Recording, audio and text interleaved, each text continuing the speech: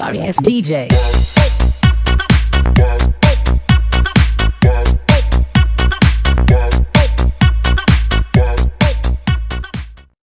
Assalamualaikum warahmatullahi wabarakatuh. Bertemu lagi bersama saya Ardi Zulmi dengan NIM 22933 kelas SHTI Fakultas Kehutanan ISTEPER Yogyakarta.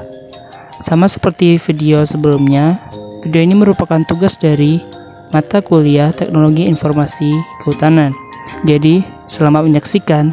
Dalam pembahasan kali ini, kita akan masuk yaitu resolusi dalam remote sensing. Sebelumnya kita sudah tahu apa sih remote sensing itu, dan sekarang kita akan masuk ke resolusinya.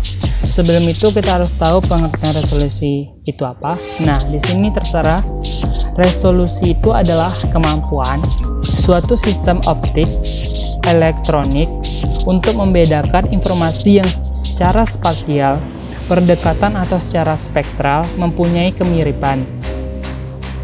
Nah, karakteristik dari instrumen penginderaan jauh yang beroperasi pada spektrum tampak dan IR dapat dijelaskan oleh resolusi spasial, spektral, dan radiometrik.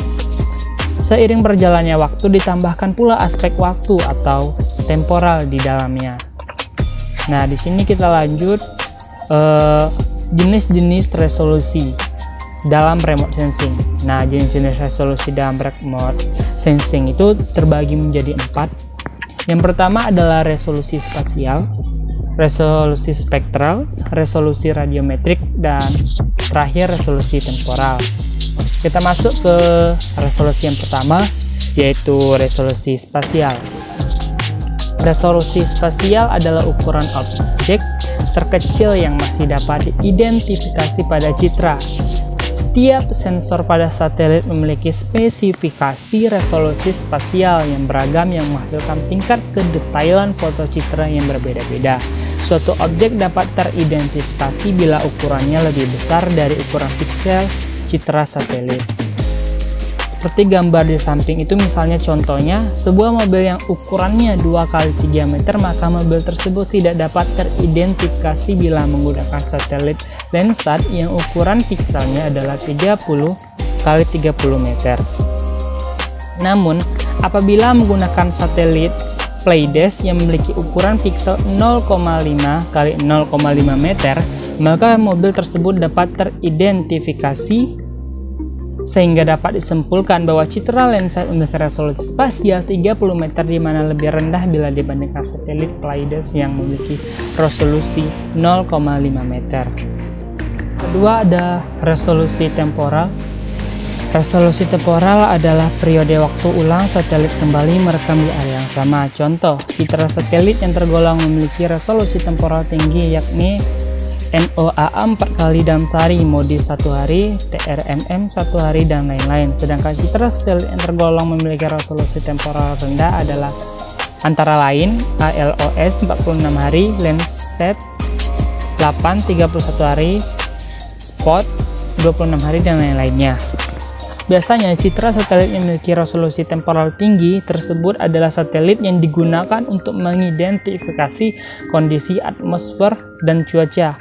Hal tersebut tentu dimaksudkan karena kondisi atmosfer dan cuaca sangat dinamis perubahannya. Satelit yang memiliki resolusi temporal tinggi umumnya memiliki resolusi spasial yang sangat rendah.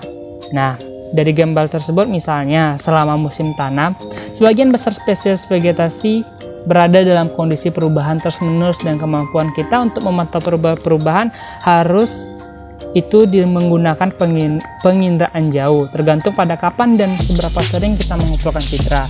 Dengan pencitraan secara terus-menerus pada waktu yang berbeda, kita dapat memantau perubahan yang terjadi di permukaan bumi. Apakah itu terjadi secara alami seperti perubahan tutupan vegetasi alami atau banjir, atau diinduksi oleh manusia seperti pembangunan perkotaan atau penggundulan hutan. Selanjutnya ada resolusi radiometrik. Resolusi radiometrik adalah ukuran sensitivitas sensor dalam membedakan spektral maupun radiasi suatu objek. Contoh, citra lensa 7 memiliki sensor dengan resolusi radiometrik 8 bit. Artinya sensor tersebut dapat membedakan suatu objek sebanyak 28 sampai dengan 256 variasi. Sehingga nilai piksel pada lensa 7 memiliki interval 0 sampai 255. Sedangkan generasi lensa selanjutnya yakni lensa 8 memiliki resolusi radiometrik 16 bit. Artinya sensor lensa 8 lebih sensitif dalam membedakan objek sebanyak 216 sama dengan 65.536 variasi dibandingkan lensa 7. Nah, dapat disimpulkan dari penjelasan ini dan gambar di sampingnya, yaitu citra yang mempunyai resolusi radiometrik yang lebih tinggi akan memberikan variasi informasi yang lebih tinggi dibandingkan dengan citra yang punya resolusi radiometrik yang lebih rendah. Selanjutnya ada resolusi spektral.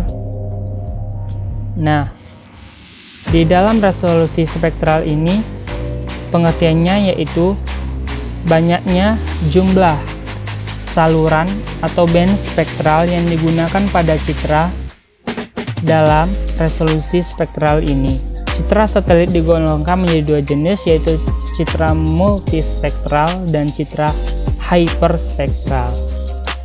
Citra multispektral adalah citra satelit yang memiliki jumlah saluran atau band kurang dari 30.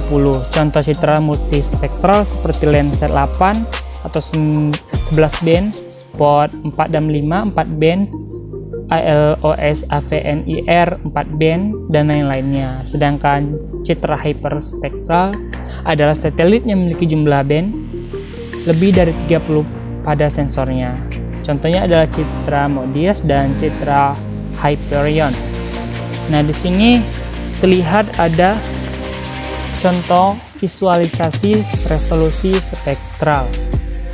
Nah, resolusi spektral mengacu pada kemampuan sensor satelit untuk mengukur panjang gelombang spesifik dari spektrum elektromagnetik.